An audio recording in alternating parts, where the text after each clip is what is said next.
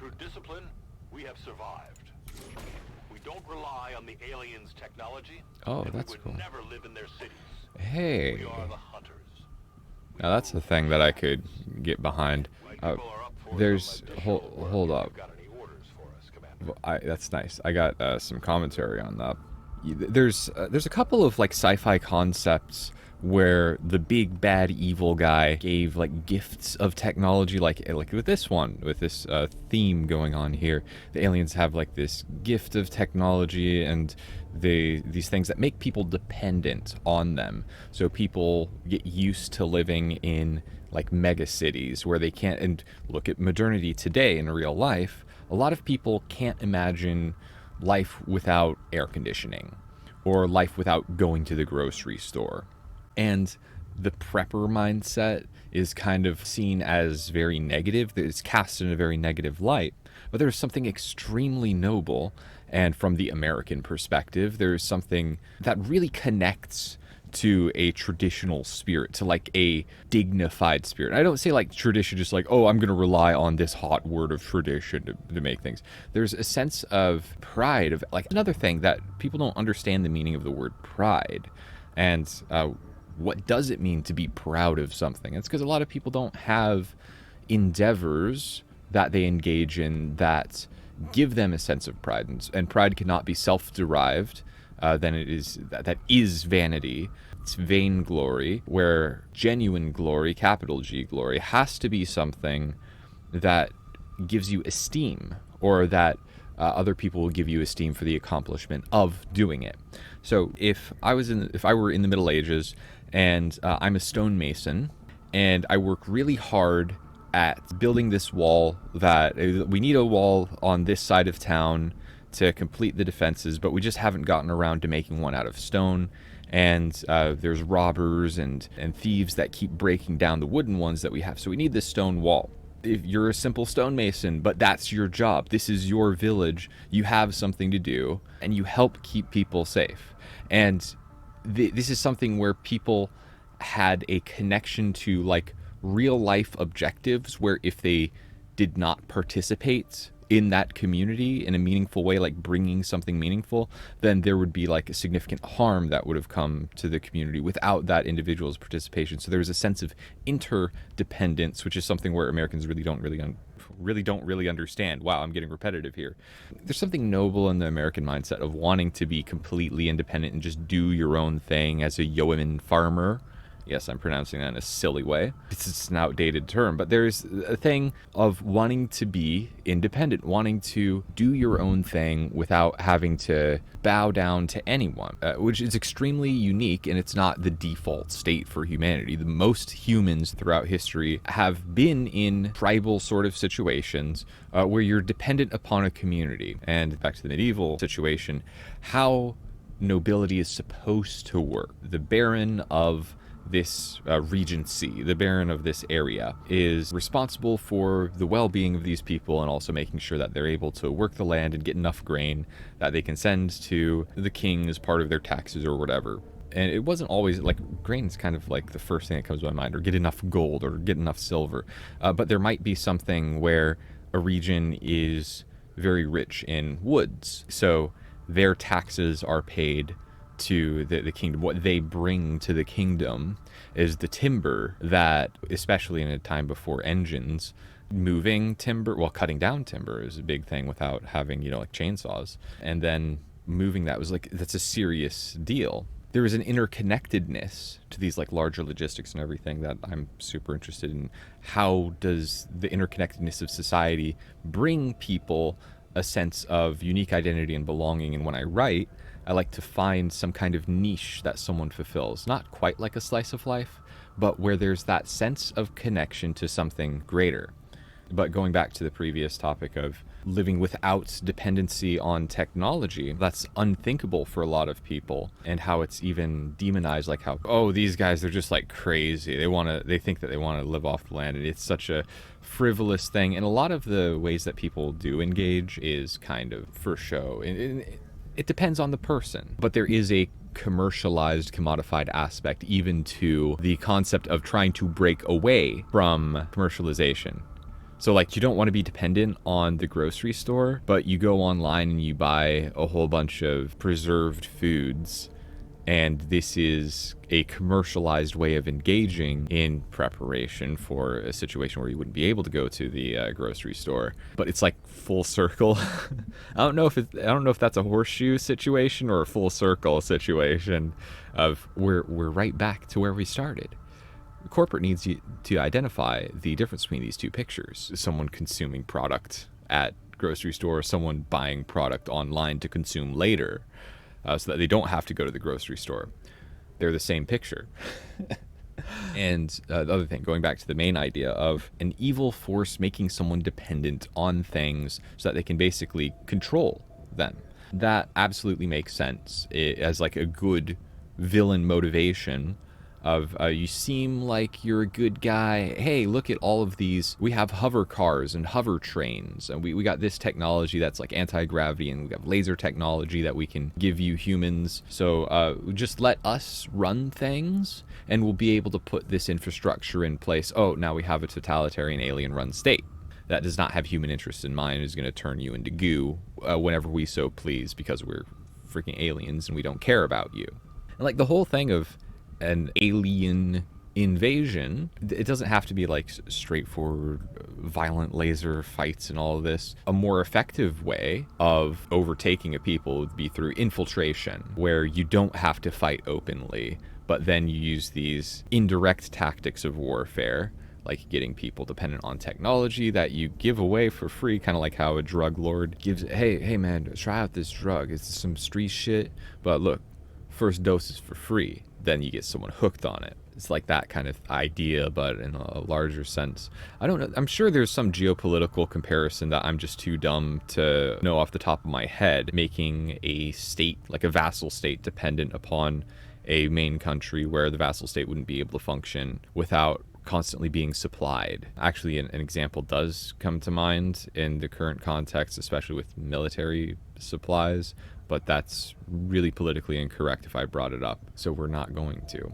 Because the main thing that I want to talk about is evil presenting itself as if it were good, and this is one of the timeless themes that is portrayed in Lord of the Rings, because Sauron doesn't show up to Middle-earth. If you know the lore of Lord of the Rings, Sauron doesn't show up as, I am the devil and I'm going to enslave you. No, the whole thing of the ring is a gift, and he gives all of these rings of power to different kings and, different, of the different races of elves and dwarves. It's an odd thing. It's really important that there are different races and there's different cultures and behaviors associated with those different races. Having that distinction and having that identity is a core aspect of them. And then like with humans, because humans are widespread, Numenorians are different than the men of Gondor, who are different than the men of Rohan, and they have their own heraldry, their own style of clothing slightly, like the symbols that they have on their armor. The style of their armor is different from the Rohirrim and from the men of Gondor, and the styles of combat that they engage in, the Riders of Rohan being horseback warriors, being much different than, there's not like that many horses, or there's not like cavalry that's defending the White City in Return of the King. But the way that Sauron gets his power is by appearing as the bearer of gifts, appearing as someone who is a friend, who has a way to help people. And it's that temptation. It's all about temptation, this greater theme. It's not so much what literally the plans of Sauron are and all this, but it's that theme of, here's a temptation where it sounds good and it's nice and easy, but because you're not being careful about the deal that you're striking, it's going to bite you in the ass later. It's very similar to the feel of the temptation that comes with finding a genie, where a genie can grant you wishes, but be careful how you phrase it, because they're tricksters and they'll change other things that you didn't explicitly say not to change. And Hollywood kind of works like a genie with, I mentioned Lord of the Rings there, and how things are being changed with certain series that are going on and reboots and all of this. One of the things for like, why are there such big changes happening here and the fan base is not happy with it? And one of the defenses, one of these crappy postmodern BS defenses, saying, The original writer of this didn't say we couldn't do this. It wasn't explicitly said that we couldn't have, let's say that we're talking about Pirates of the Caribbean. Well, the writer didn't say that we couldn't have Gatling guns on the sides of ships. I don't know when the early versions of Gatling guns were, because I know the one comes to mind that's like steam powered, that like would shoot ball bearings essentially. But that just doesn't fit. Let's take something that's more like weird. With Pirates of the Caribbean, they didn't say that there were no dragons. I don't know. When I think, but a dragon would actually kind of fit.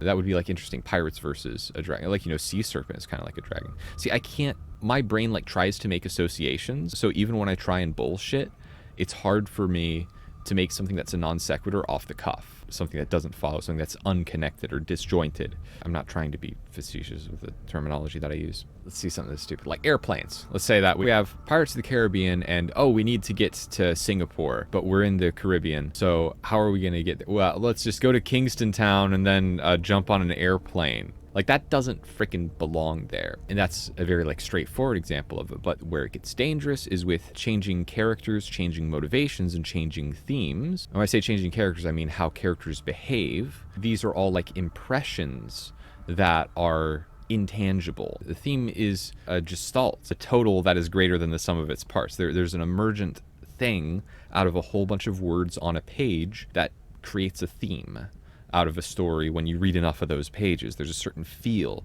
to different books. And when certain characters are speaking or interacting with each other, there's a feeling that goes along with those characters. And that's something that is an emergent phenomenon. It is greater than any formula that you could apply to it.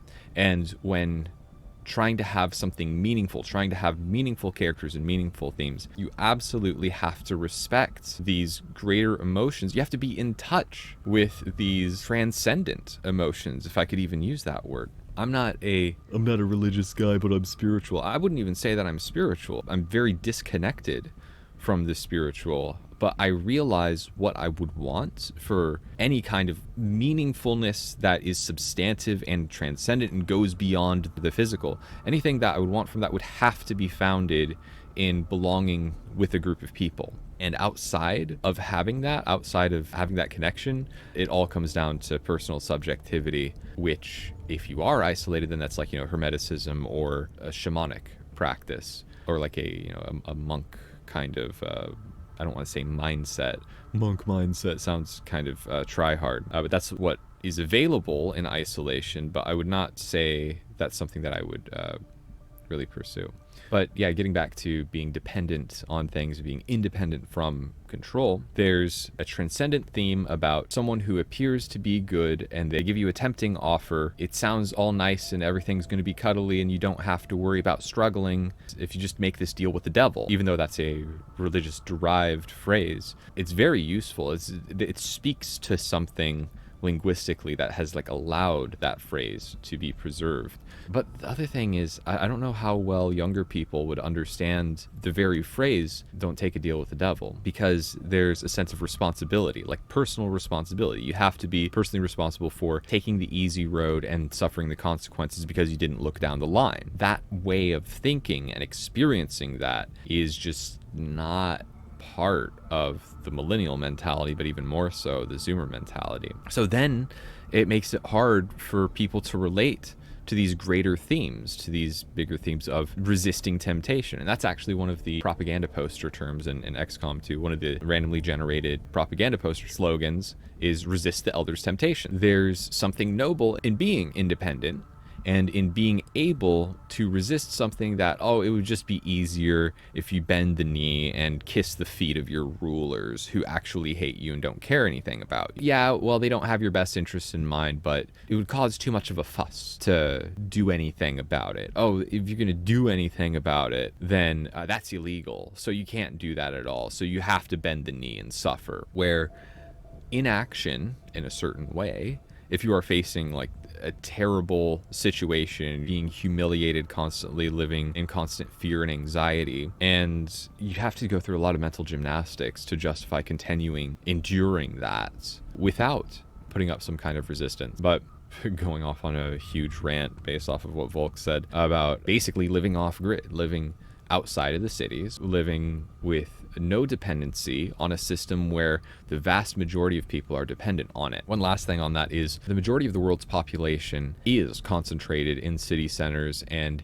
it's predicted that urbanization will continue. I forget what it was, it's 2030 or 2040, that 2/3 of the world's population is going to be concentrated in city centers. I don't know if it's like that right now, but this was off of a discussion when I was talking with other people about sustainable architecture. They're like, well, in order to live self-sufficiently, these homes and everything, you would need a lot of land if you're going to have like 1 million people, where even if it's, let's say it's just a half acre, and somehow you're able to like plan things out very well with finding a whole bunch of contiguous land somewhere that you could have, then 500,000 acres, that's still really difficult to logistically do. And so how would you provide sustainable housing for people in urban centers? It's that urban living is not sustainable. The way that we are running things in modernity is not sustainable. I'm not trying to sound like some eco hippie or whatever. Real simple calculation that it comes down to is,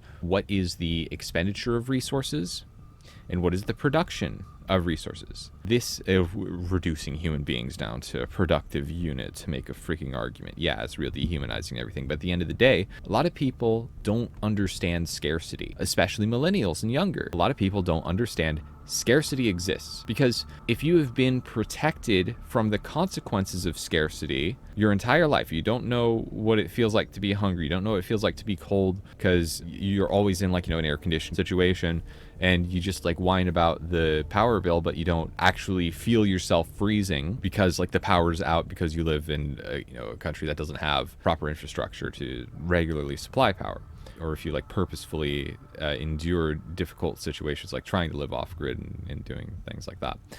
A lot of people are so averse to hardship, but they don't see the dignity gained from facing hardship head on. And there's no social dignity behind it, and the average person is part of a mass. The majority will always be part of the mass culture. That's kind of a defining characteristic of how things work on a societal level with how people naturally organize. There's going to be a majority. There's going to be a center of the bell curve that people tend to orbit around. It doesn't necessarily mean that's healthy or good, but there will be a majority mindset of like what's an acceptable way of living. If we want people to live healthier, then we have to align that mindset with reality, but a lot of people aren't in touch with reality. And I think a very important talking point that could reach anyone is, yeah, it's political indirectly, but it's not talking about, oh, here's this highfalutin philosophy from this writer back in this century or whatever. You're not making like literature references. You're not digging into crazy specifics. Just very simply talk about resources. Do we live in scarcity? We do not live in a universe with infinite resources. If someone says that we don't have to worry about resources because scarcity like doesn't exist, if they don't understand scarcity exists, that is 0.0. Actually, like 0.0 for like beginning a conversation is, are you engaging in this conversation in good faith? Because if they're not, you have no business talking to them. There is nothing good that's going to come out of that interaction. That is not a human interaction. That is a subhuman interaction. If you cannot interact with other people in good faith, then you are not treating them as human beings. You'd have a duty to disassociate from that individual if possible, because if they're not engaging in faith, then nothing good can come from that interaction. It's going to be all deceitful and subjective, and they don't care about actually talking about anything meaningful. A great like first step is agreeing, yes, there's finite resources in existence. So we would have to be responsible about how do we like manage a society? How do we manage an economy? How do we run things, understanding money doesn't grow on trees, there's no such thing as a free lunch, but those concepts are too like abstract for most people to get into. I don't even know if the average millennial can understand the concept of scarcity, that though you can turn on the tap and have water just flow, that there is not an infinite pool of fresh water that exists where like not everyone can do that in perpetuity, and there's a lot of infrastructure, there's a lot of maintenance that goes into allowing public works like water to exist.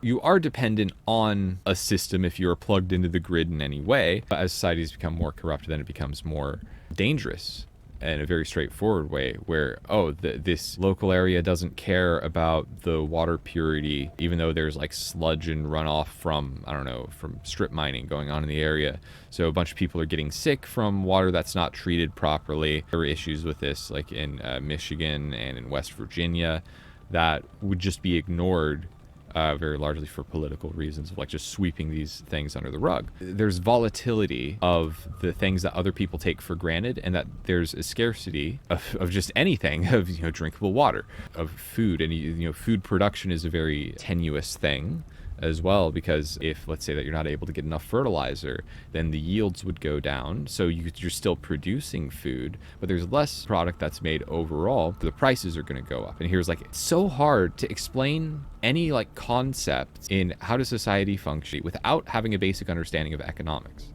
Gosh, I thought I was going to just say like a quick, simple thing about everyone can agree that scarcity exists. Well, even then, I'm not so sure that millennials understand that because they haven't personally experienced it. And so many people cannot understand things that they themselves have not personally faced. I don't think it's necessary to like force everyone to go through a boot camp to understand the importance of hardship. I don't think that's necessary for every last person, because you're going to have people that fall outside of that bell curve where you're going to hurt them. There might be exceptional people that would be hurt from being forced into circumstances that are not properly tended to them. But for that big bulk in the center, for that bell curve to shift them out of not understanding or appreciating what does a hard day's labor actually mean? What is an honest day's work? And how does that actually feel when your body is sore the next day, but you have like a sense of camaraderie in something that you're doing? Going back to that sense of connection.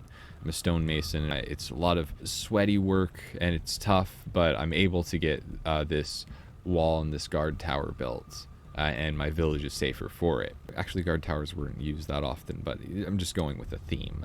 People need to have some kind of connection to some kind of objective, and that's something that's heavily missing. And when you are isolated, the only way that you can engage in some kind of like resilience of I'll be able to be fine if the grid is down, basically the only way that you can engage with that is kind of commodified. I'm going to buy a whole bunch of solar panels and dried food to like wait it out, when community is absolutely the most important thing. This goes back to a phrase that I say a lot, is you can't notice an absence. It's become normalized now for people to not have a sense of belonging, for people to not have a sense of personal identity either, which leads to a lot of silly consumerist behavior. I'm getting all these tattoos because it makes me more of an individual. I'm getting this piercing through my nose because now I'm more of an individual because of it. This is all posturing. There's no substance to it. It is all a facade that flakes off at the slightest scratch. So the real key of resilience and being able to resist the easy way out, being able to resist being controlled by people that want you dependent so that they have control over you. If you are living in a city that's controlled by evil aliens and you have an apartment that has electricity running to it, well, if the aliens don't like you, then they can just shut off the electricity to your apartment. They would be able to connect with, oh, who's the owner of this property? Oh, yeah. Well, we're going to send them an eviction notice, or we're just going to turn off their electricity and say, oh, it's a maintenance failure. You could hide things. There's like a lot of espionage tactics that would be viable if someone had the right connections, where they would be able to bully people. And I think about this because it makes for interesting writing, but I don't think most people can even come across these considerations, much less have extended discussions about them. Anyway, that was way too long of a rant, but hey, it's great when you feel the spark of an idea and you're able to express that in a kind of monologue. So thank you very much for listening, and I'll record another episode after this.